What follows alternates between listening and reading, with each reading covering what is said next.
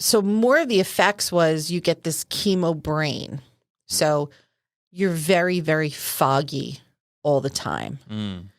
It's like, think like when you just haven't slept well and you just can't think straight, you're not focused.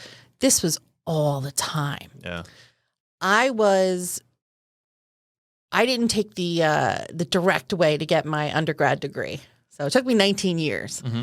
So I had to stop and go for all my reasons. Of course, one during cancer, but that next semester are we good on time? No, I was looking at something else. Okay. Yeah. I jumped right into school at next semester. I'm like, I have to get going. So here's February, March. I finished everything. September, back in school. Mm-hmm. So I'm taking this class. I'm acing this history class. I still remember where I sat, everything I did. I'm answering questions like the biggest ass nerd in that class. I had my laptop out, so when he was talking about something, I just started Googling it, so then I knew the answers to participate. So, I was just slick.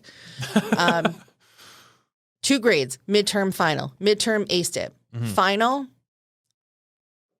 completely failed it. I had absolutely zero recollection of what we learned and studied to be able to. And you attribute that to the brain fog? Absolutely. Okay. And I even wrote that in my little blue book. Right. That I wrote my final exam in at the end to hope for some kind of mercy. Right. And I said, listen, I just finished cancer treatments and everything. I can't even think straight. I can't remember any mercy? Anything. I got a C+ in the class overall, which an A and an F kind of balances to that. Yeah. Yeah. I mean, he didn't have to put the plus on there. He didn't. But it helped the GPA just a touch. Right.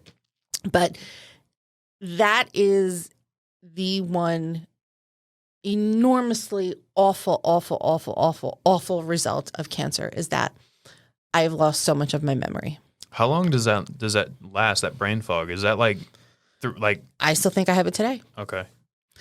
You'll definitely read things that say there's no way you're going to have brain fog for years. I'm interested to hear, like, if anybody out there is listening who's gone through chemo as well. I've got a couple relatives that I'll ask when I see them. Yeah.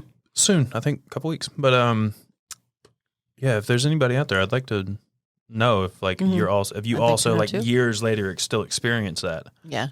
Yeah. I want to believe it is, but I don't know myself otherwise. So is it just because I'm getting old? Is it just because of this, that? I don't know. It could be a number of things. It could also be the hormones still not feeling right. I mean, it could be a lot of things. Yeah. So I knew I wasn't well afterwards. I mean, I'm sure that whole process is rough on your body and your mind. Oh, God. In general, in a way that's probably going to affect you for the rest of your life. Me not being able to have the memories of my children before they were 8 or 9 completely break my heart. Wow, you don't have that? Wow. I can't remember much of anything. And that stings the most. Yeah. And I mean, I got this crazy ass memory that I'll remember 40 of your names in my restaurant on Saturday, but I can't remember things that happened with my kids when they were little. I have to look at pictures, and I don't know if I'm remembering a memory or I'm trying to create it from pictures. Yeah. And my kids will say, remember this, remember that? I don't. Wow. That's really, really, really, really hard to take. Yeah. Hey there. Hope you enjoyed that clip. You can find more clips like this and full video episodes of the Small Stuff Podcast on our YouTube channel.